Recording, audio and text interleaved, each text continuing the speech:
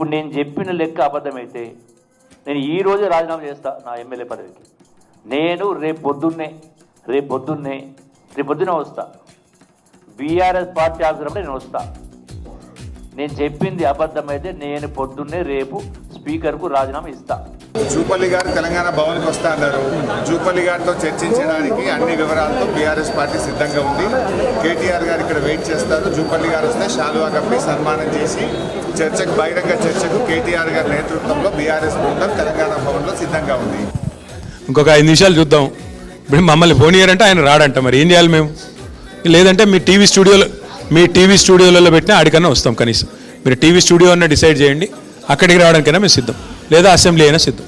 బాంబులు వెళ్తాయని డైలాగులు కొట్టి తొడలు కొట్టి జబ్బలు జరిచి చివరికి పారిపోయింది ఎవరు అందరికీ తెలుసు. ఇవాళ లొట్టపీస్ కేసులు పెట్టి గూండాగిరి చేసే ప్రయత్నం చేసి ప్రతిపక్షం గొంతు నొక్కే ప్రయత్నం చేస్తున్నది ఎవరో అందరికీ తెలుసు. ఎన్ని కేసులు పెట్టుకున్నా, మీరు ఎన్ని భూ కబ్జాలు చేసినా అన్నిటినీ కక్కించేది ఖాయం. హరీష్ రావు, కేటీఆర్ గారు అందరూ అడిగిరాని నేను వస్తున్నా తెలంగాణ వాళ్ళ బామోదరు అనుకో. ఆల్రెడీ హరీష్ రావు బయలుదేరిందంట అమృత సభకు అడిగి. ఆ కేటీఆర్ బామర్దిని కూడా అడిగి రమ్మని చెప్పండి.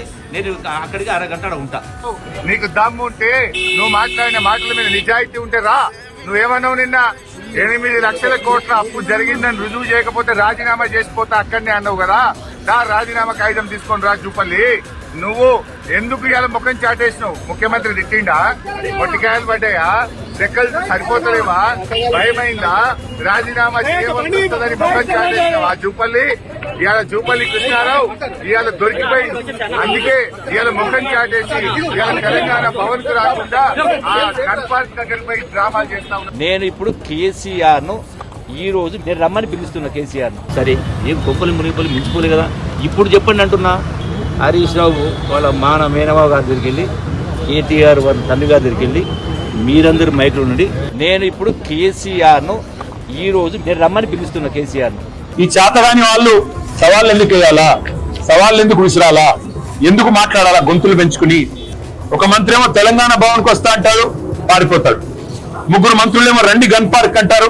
మా వాళ్ళు గన్ పార్క్ బయలుదేరితే మా నాయకులు మీరు మమ్మల్ని అరెస్ట్ చేయిస్తారు. ఎట్లాగో మీకు బయట మాతో బహిరంగ వేదికల మీద కానీ బహిరంగంగా మీడియా ముందు కానీ చర్చించే దమ్ము ఈ ప్రభుత్వానికి లేదు, ముఖ్యమంత్రికి లేదు, మంత్రులకు లేదు. వీరికి పందలు చేతగాని దద్దమ్మలు అనే మాట తేలిపోయింది. ఎవరేంటో ప్రజలు చూస్తారు. ఎవరు చెప్పేదానిలో వాస్తవం ఉందో ప్రజలే తెలుస్తారు. అంతేగాని ఈ చేతగాని డైలాగులు, మళ్ళీ చేతగాని సవాళ్లు విసిరి పారిపోవడం, దీనివల్ల ప్రజాక్షేత్రంలో మీ డొల్లతనం, ప్రజాక్షేత్రంలో మీ అసమర్థత, మీ అవినీతి మళ్ళొకసారి మీరే చెప్పుకున్న టైం